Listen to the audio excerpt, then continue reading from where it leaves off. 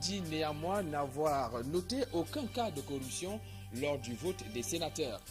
Et puis l'affaire Cahuzac en France ressuscite l'article 66 de la Constitution, celui portant sur la déclaration des biens au Cameroun. Et à ce sujet, les acteurs politiques demandent au pouvoir exécutif et législatif d'élaborer un texte d'application du dit article. Et l'on annonce à compter de demain le conclave de la mission de recensement général des votes. Ce sera au cours de ces assises que l'on saura si oui ou non il y a des cas de contestation ou alors du contentieux électoral. Mais avant, en deuxième partie de ce journal, nous allons revenir sur la gestion de ce contentieux électoral au cours des sénatoriales 2013. Voilà pour les titres. À tout de suite pour le développement.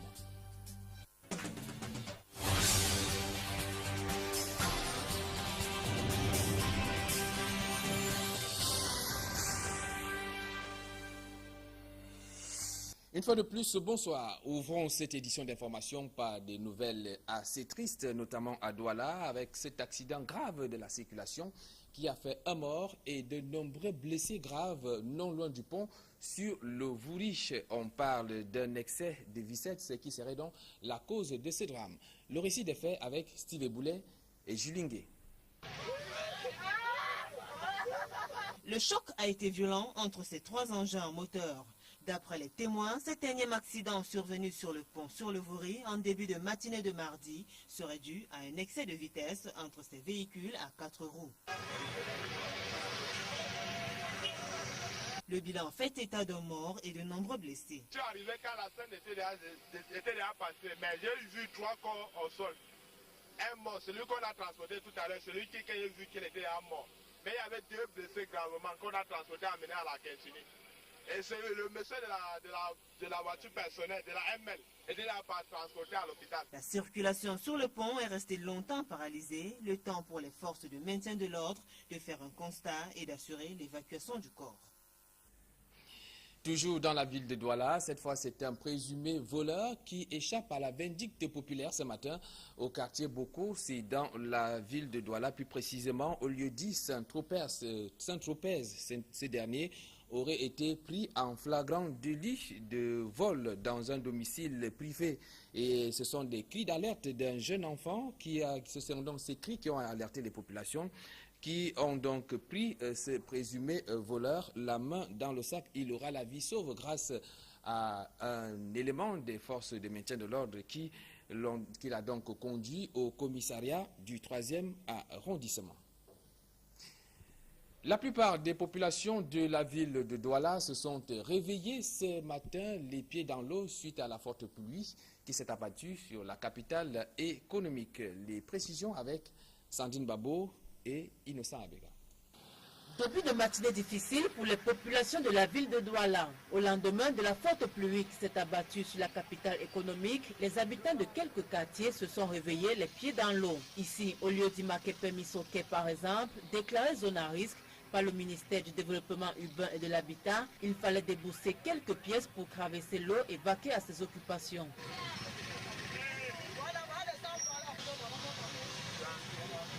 Une situation inconfortable pour les riverains qui décrit le laxisme des autorités compétentes. Une ville comme celle-ci, la traversée d'un quartier à un grand quartier comme Bonamoussa de Locom, vraiment, ce que je suis en train de voir là, c'est regrettable et salamandable avec toutes les autorités qu'on a au pays. C'est l'occasion pour que le gouverneur, le délégué du gouvernement, qu'ils essaient de venir voir comment le bas peuple souffre. Vous-même, vous voyez, cela va sans dire. Même scénario en Dokpassi, lieu dit derrière lycée dans l'arrondissement de Douala-Croisième. Les familles expliquent avoir passé une nuit blanche à évacuer les eaux qui n'arrêtaient pas d'inonder leurs maisons. Elles ont dû superposer les meubles pour limiter les dégâts. Un coup dur pour les habitants de ces différents quartiers qui pointent un doigt accusateur sur les habitations construites sur les grains et qui bouchent les canalisations. Il faut creuser pour permettre à l'eau de circuler parce que sinon, on va plus traverser ça. Cette pluie a donc fait de victimes dans la ville de Douala. On parle de ce mur d'un immeuble en chantier qui a donc cédé sous la forte pluie au lieu dit commissariat du 8e arrondissement. C'est dans l'arrondissement de Douala 3e. Le mur a détruit les toits de plusieurs chambres dans une mini-cité. Fort heureusement, l'on ne déplore aucune perte en vie humaine. On vous propose à présent ces images de cet incendie qui s'est déclaré il y a quelques instants seulement. On nous signale donc que ces images ne sont pas encore prêtes. Nous y reviendrons avant la fin de ce journal. Et nous nous rendons à présent dans la région de l'Est Cameroun où l'on note que le phénomène, les coupeurs de route sont de retour et même l'insécurité depuis le putsch survenu à la RCA, le pays voisin.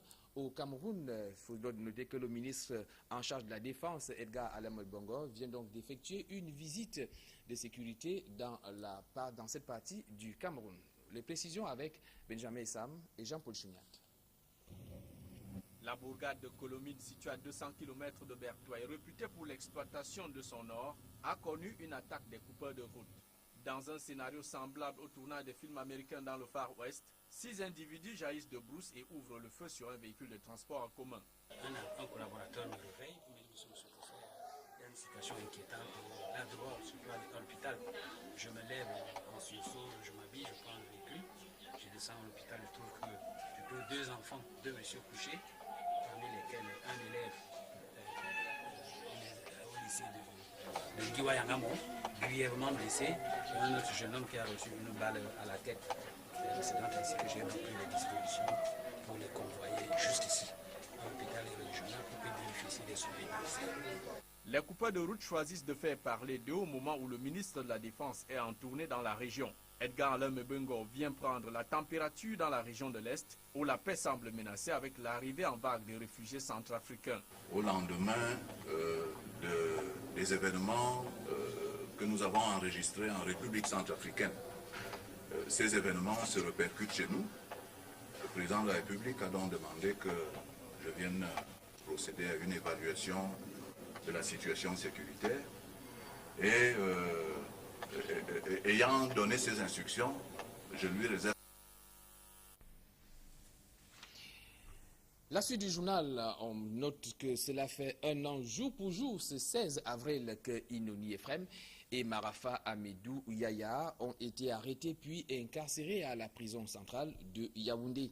12 mois après leur arrestation, seul Marafa a été fixé sur son sort puisqu'il a été condamné à purger la peine de 25 ans de prison ferme par le tribunal de grande instance d'Umfundi. Quant à Inoni, son procès vient à peine de commencer au tribunal criminel spécial. L'ancien Premier ministre, tout comme Marafa Amedou Yaya, est poursuivi pour détournement de deniers publics dans l'affaire Albatros.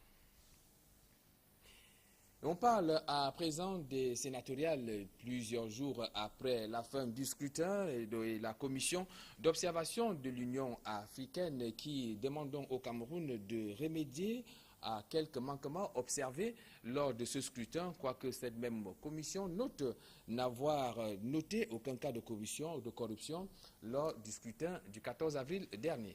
Marcelin Gansop. L'incident du bureau de vote numéro C n'a pas échappé à la critique de la mission d'observation de l'Union africaine. Il s'agit de ce bureau de vote de l'école publique de Bastos, où il y a eu plus de votants que d'inscrits. Évidemment, nous avons cherché nous-mêmes à savoir comment est-ce que ça pourrait se faire. Parce que tout de même, les noms sont inscrits sur les listes, on vérifie cela avant d'autoriser la personne à aller mettre son bulletin dans l'urne. Alors, cette histoire nous a tracassés, on a essayé d'obtenir des explications, on a mis ça sur le compte d'une regrettable erreur. Les observateurs de l'Union africaine ont également noté d'autres manquements qu'il convient de corriger pour l'avenir. Les observateurs ont constaté ça et là des tâtonnements de quelques membres, de certains membres des bureaux de vote quant à la procédure de dépouillement. La mission a noté que les femmes n'étaient pas suffisamment représentées dans les bureaux de vote. Dans quelques bureaux de vote, la clôture a été anticipée. C'est le cas notamment du centre de vote de Government Bilingual High School de Ndop, dans la région du Nord-Ouest. La mission de l'Union africaine s'est également montrée préoccupée par l'absence des personnes handicapées parmi les candidats présentés par les partis politiques. Il a fait appel à la sagesse du président de la République pour que ce manquement soit corrigé lors de la nomination de 30 membres, tel que prévu par la Constitution. Le rapport de 4 pages s'achève par quelques recommandations. D'abord, la capitalisation de la bonne organisation matérielle du présent scrutin en vue des scrutins à venir. Le renforcement des capacités des organisations de la société civile impliquées dans l'observation nationale des élections. L'adoption de mesures concrètes pour une meilleure implication de la femme dans le processus électoral, y compris sur les listes de candidats. La mission conduite par Edem Kodjo, ancien secrétaire général de l'OUA et ancien premier ministre du Togo, exhorte les acteurs politiques à respecter le verdict des urnes et à privilégier les voies légales pour exprimer leurs éventuelles contestations et réclamations. On annonce donc pour demain à Yaoundé le début du conclave de la commission de recensement général des votes. En attendant, le Social Democratic Front semble perturbé du fait des chiffres qui ne pèsent pas en sa faveur. Le parti de la balance n'a pas encore officiellement donné sa position. Toutefois, des tractations auraient lieu dans cette partie du Cameroun, notamment dans la région du Nord-Ouest, entre les deux principaux partis en lice, notamment le RDPC et le SDF. Sandrine Yamga. Le SIF ne s'est pas encore officiellement prononcé sur le déroulement des élections sénatoriales, surtout dans la région du Nord-Ouest, où des chiffres non officiels font état de la défaite de la liste du Parti de la Balance face à celle du RDPC. Ce lundi 15 avril 2013, soit 24 heures après la tenue des élections sénatoriales, une conférence de presse était annoncée à Tarikon, à la résidence de Nijon Fundi, où des journalistes s'étaient massés depuis les premières heures de la journée. Munis des caméras et autres outils de travail, ils ont dû effectuer le pied de grue dans ce domicile pendant plus de 8 heures pour s'entendre dire que la déclaration aura lieu plus tard. Le temps, déclare Nijon Fundi, de rassembler les données avec ses collaborateurs. D'ailleurs, au soir du 14 avril, des réactions fusant au sein du Parti de la Balance évoquaient des tractations ayant eu lieu avant le scrutin. Des allégations rejetées par le camp adverse au RDPC. Simon Achidiachou, tête de liste RDPC du Nord-Ouest, depuis sa ferme de Roquefam à Santa, lorgne déjà la haute chambre du Sénat. Pour moi, c'est une mascarade encore de la démocratie camerounaise. On pensait qu'on marchait vers un fin très bon, mais l'avenir, c'est un peu mauvais pour moi. On prend les électeurs, on met peut-être dans les endroits qu'on ne croyait pas, on pouvait les voir là-bas, pour 3, 4, 5 jours, pour donner la nourriture parce qu'on voulait avoir de l'argent. Donc pour moi, ce n'est pas la démocratie. En donnant non seulement l'argent, mais aussi en payant leur conscience. Après son passage à l'immeuble Étoile, il envisage déjà son axe de travail en tant que sénateur. Je compte ce que je peux compter.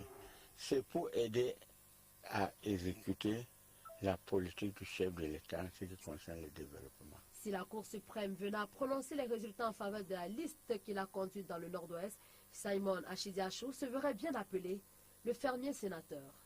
Travailler avec eux, servir les Camerounais, humblement, comme d'habitude, c'est tout ce que je peux faire pour les Camerounais. Et je prie que Dieu me donne la possibilité de les servir en bonne et due forme. Voilà, l'on devrait s'attendre à ce que le SDF saisisse la Cour suprême dans les jours à venir et l'on sera là de plein pied dans le contentieux électoral. Alors, comment est-ce que ce contentieux sera-t-il géré en pareille circonstance? Je vous donne rendez-vous en deuxième partie de ce journal avec notre invité.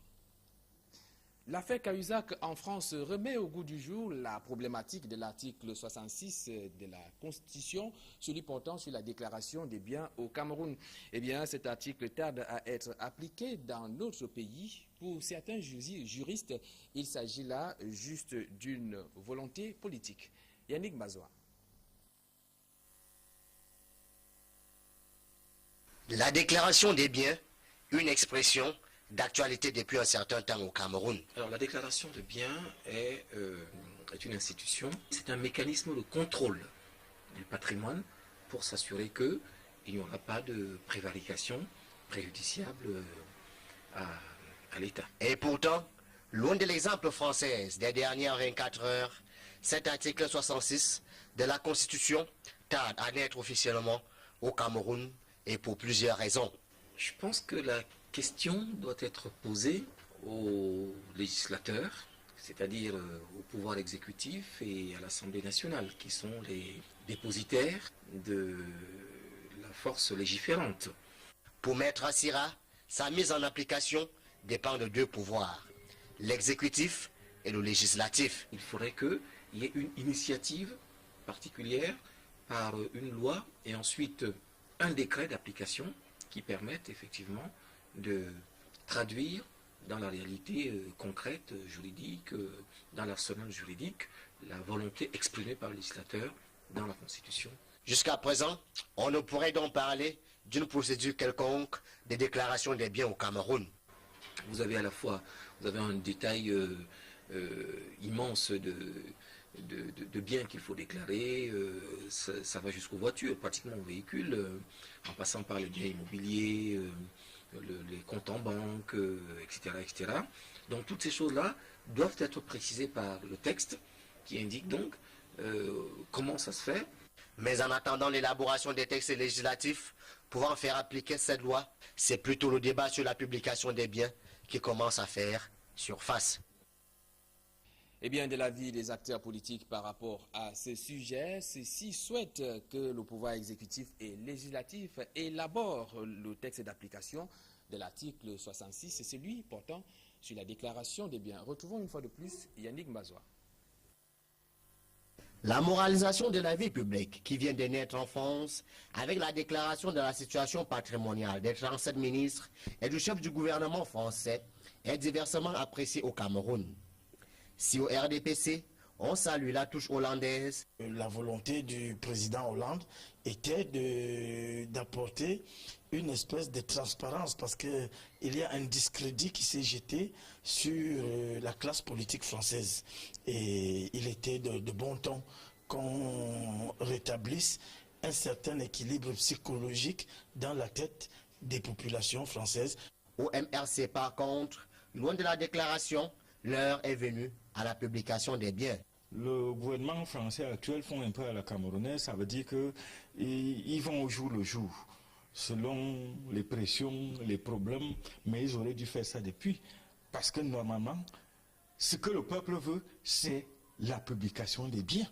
Comparativement au Cameroun, où la loi sur la déclaration des biens, du point de vue constitutionnel, existe, l'exemple français devrait amener le Cameroun à mettre toutes les dispositions possibles sur pied pour une application directe de l'article 66 de la Constitution. En ce moment, il n'y a aucune loi pour la publication des biens au Cameroun. Même l'article que vous citez n'est pas pour la publication des biens.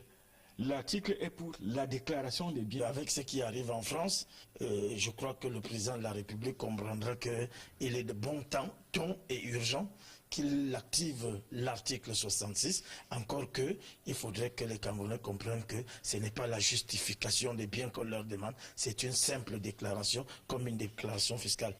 Déclaration ou publication des biens, le Camerounais, lui, attend voir la mise en place effective de l'article 66 de la Constitution. Rendons-nous à présent dans la région de l'Est Cameroun où les chefs traditionnels de Mandjou, qui sont plus que jamais engagés pour participer au développement de leur localité, notamment à travers leur association qui vient de voir le jour, une association qui entend défendre aussi les intérêts des chefs traditionnels de cette localité. Ils ont tenu cette semaine des cérémonies marquant le lancement de l'association baptisée Association des chefs traditionnels de l'arrondissement de Mandjou. Je propose à présent de suivre la réaction de deux autorités traditionnelles de Mandjou, au micro d'Equinox Télévision.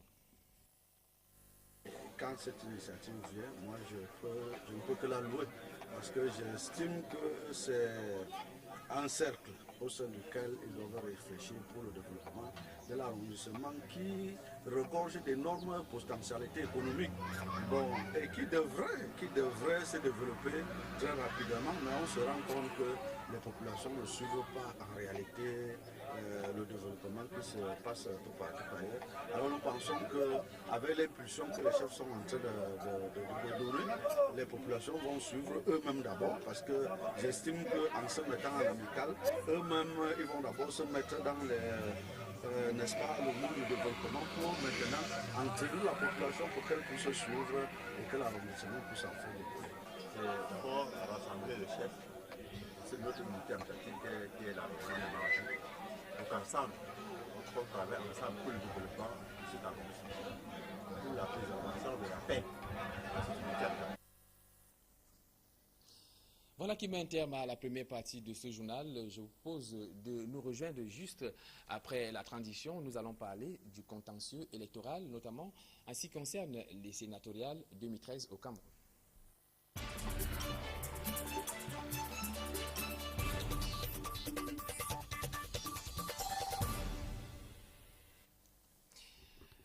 Bienvenue à cette deuxième partie du journal et comme je l'annonçais au cours de cette édition d'information, l'on annonce pour demain le début du conclave de la commission de recensement général des votes. Ce sera donc du côté de Yaoundé. On espère qu'avant cette date, que certains partis peut-être pourraient avoir recours à la Cour suprême en ce qui concerne le côté contentieux de ces élections. Alors, en pareille circonstance, comment est-ce que ce contentieux électoral sera géré? Pour en parler, nous recevons un homme de droit, Maître Fidèle Djoumbissi. Bonsoir. Bonsoir, Étienne. Vous êtes avocat au barreau du Cameroun. Avant peut-être d'entrer en profondeur du sujet et qui nous concerne, quand on fait allusion au contentieux électoral, en pareille circonstance, cela renvoie à quoi? Oui, cela renvoie effectivement aux contestations ou bien aux réclamations que les partis qui ont pris part aux élections peuvent formuler devant le Conseil constitutionnel. Donc ça peut être les partis ou bien ce qu'on appelle le représentant du gouvernement. Bon, si le gouvernement lui-même estime que les élections ne sont pas bien déroulées, alors le mandataire du gouvernement peut également saisir le Conseil constitutionnel. Mais en cette circonstance, c'est surtout les partis qui ont intérêt, c'est-à-dire tous les partis qui ont pris part aux élections, qui peuvent avoir des griefs contre les élections, c'est-à-dire dans la manière dont les élections se sont déroulées. Est-ce que les opérations électorales se sont déroulées dans les règles de l'art? Parce qu'ici, il s'agira du contentieux électoral et non le contentieux préélectoral, parce que le contentieux préélectoral était déjà terminé. Et actuellement, si on va devant le Conseil constitutionnel, il faut que les griefs portent sur les opérations électorales. Et les opérations électorales ici, ça doit être les opérations de vote ou les opérations de dépouillement. Alors, de quel délai est-ce qu'ils disposent les différents partis qui peut-être souhaiteraient avoir recours à la Cour suprême pour d'éventuelles réclamations? Ces partis disposent de quel délai? La loi prévoit que tous les partis qui veulent élever le contentieux au niveau du Conseil constitutionnel ont jusqu'à 72 heures à partir de la clôture du scrutin.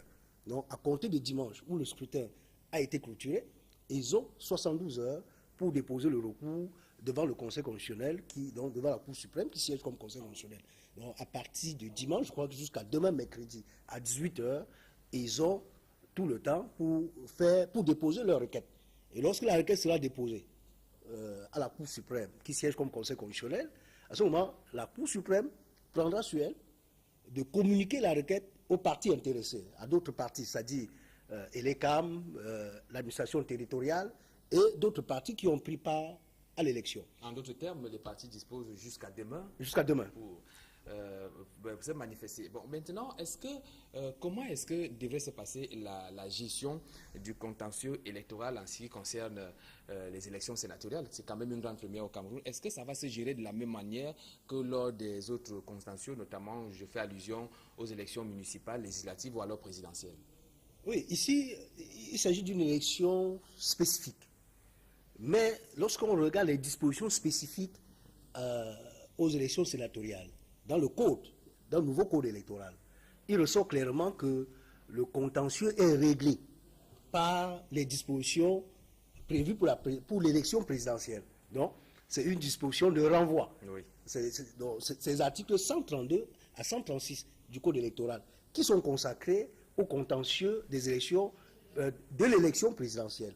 Et à ce niveau, il ressort clairement que on ne peut venir devant le Conseil constitutionnel que pour demander l'annulation.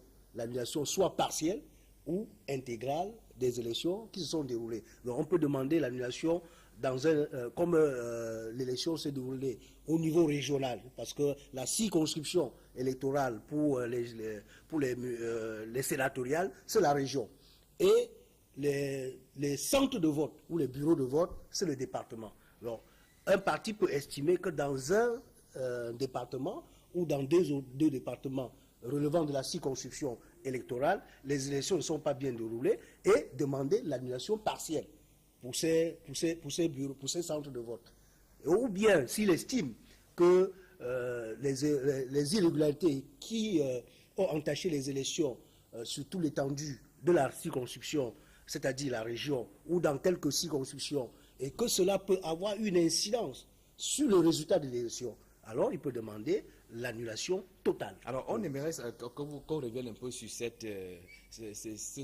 volet auquel vous venez de faire allusion, entre l'annulation partielle ou alors l'annulation totale des scrutins. Alors, quelle peut être la nature du contentieux électoral pour qu'on en arrive à l'annulation partielle ou alors l'annulation totale des scrutins dans une zone donnée? Oui, le contentieux électoral ici doit porter sur les irrégularités, donc sur les griefs. Les griefs et la loi précise qu'il faut que les griefs soient de nature à avoir une incidence sur le résultat du scrutin. Donc, ça doit être des griefs qui sont susceptibles de remettre en cause les résultats tels qu'ils sont présentés. Donc, à ce moment, si ces griefs ne sont pas susceptibles de remettre en cause les résultats du scrutin tels qu'ils sont présentés, le recours ne pourra pas prospérer. Parce qu'il ne suffit pas seulement d'avoir les griefs. Il faudra que celui qui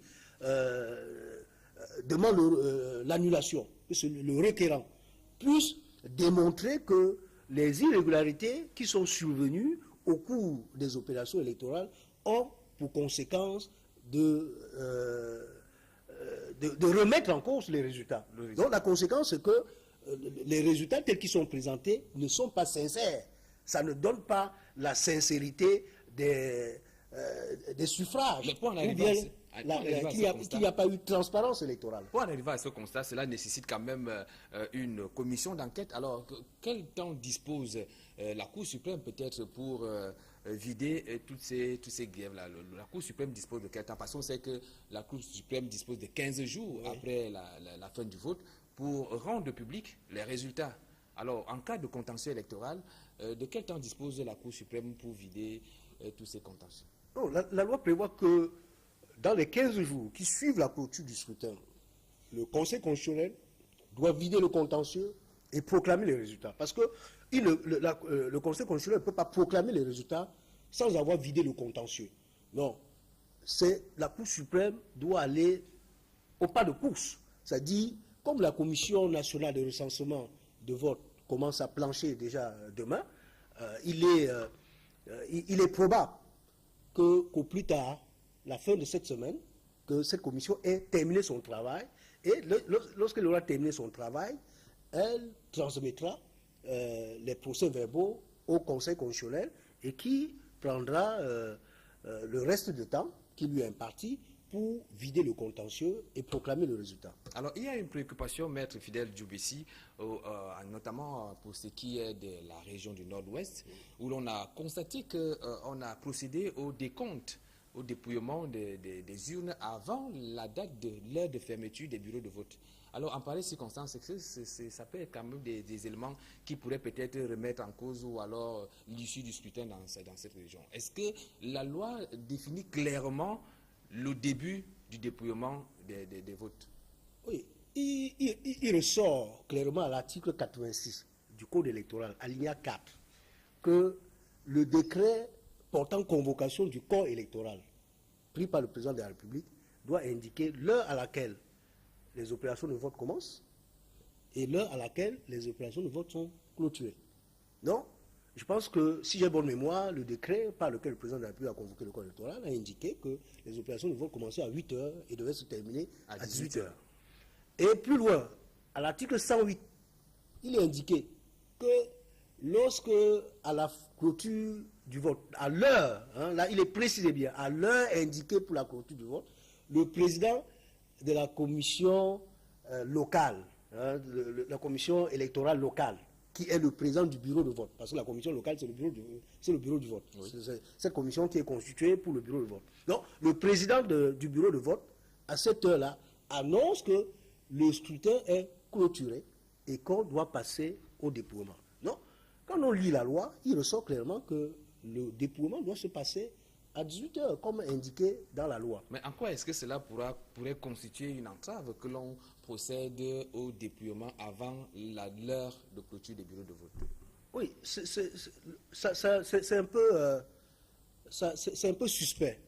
Et même pas seulement suspect, mais c'est un peu maladroit de procéder à la clôture du scrutin et de procéder au dépouillement avant l'heure indiquée. Parce que les élections se passent dans plusieurs bureaux de vote. Comme j'ai indiqué tout à l'heure, les bureaux de vote, c'est les départements.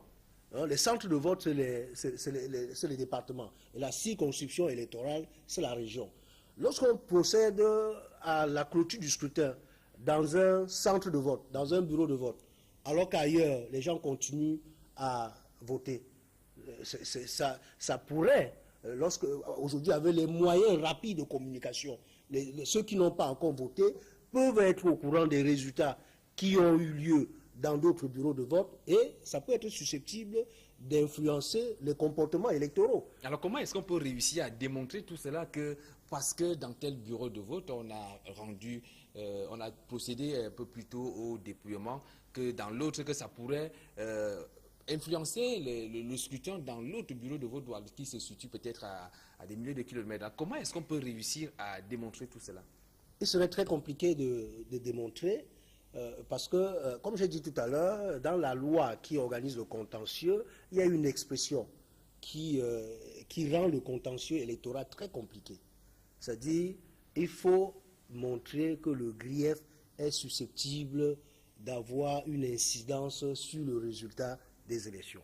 Et ce sera très compliqué pour ceux qui vont se plaindre en se fondant sur ce grief, pour démontrer que le résultat du scrutin tel qu'il est présenté, si on avait fait le dépouillement à l'heure prévue, on n'aurait pas ce résultat. Donc, ils vont chercher dans leur imagination fertile pour démontrer si c'est possible que cela puisse avoir, que cela ait eu une incidence sur le résultat du scrutin tel qu'il est présenté. Et moi, je pense que ce sera très compliqué.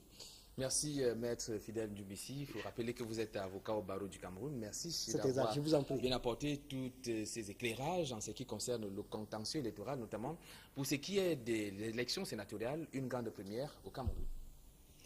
Mesdames, Messieurs, c'est ici que nous mettons un terme à cette édition d'information. Merci de nous avoir suivis et retrouvez juste après le journal Regard social avec Éric Fernand Kouamouo et toute la grande équipe autour de cette production. Quant à moi, je vous donne rendez-vous demain à la même heure.